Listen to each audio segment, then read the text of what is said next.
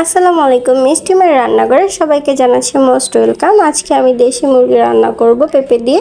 আমি প্রথমে এখানে অল্প করে তেল, পেঁয়াজ কুচি, কাঁচামরিচ কাটা দিয়ে দিলাম।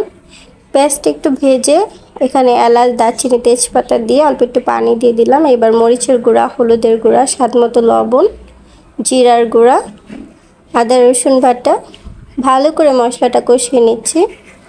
এবার মুরগিটা দিয়ে দিব, সাথে পেঁপেটাও দিয়ে দিব, ভালো মতো কষিয়ে নিব উলটপালট করে।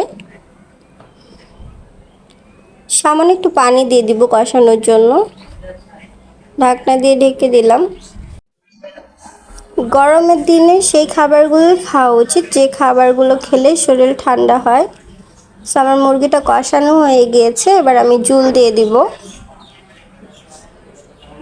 জল দিয়ে আমি আর 15 মিনিটের মতো তরকারিটা রান্না করে নিব। দেখতেই পাচ্ছ তরকারিটা কি বুদবুদ করছে।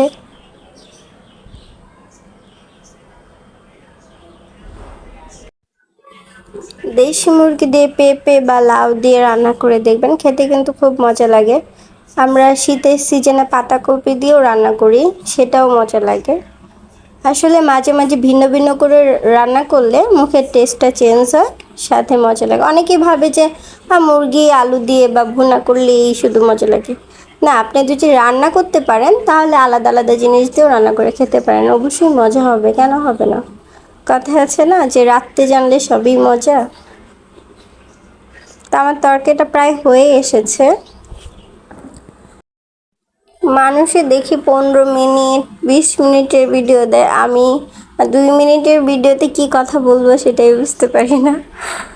তো যাই হোক, আমার কথা অনেক ভুল ত্রুটি থাকতে পারে। যদি আমার কথায় ভুল হয় তাহলে ছোট বোন হিসাবে ক্ষমা করে দিয়েন।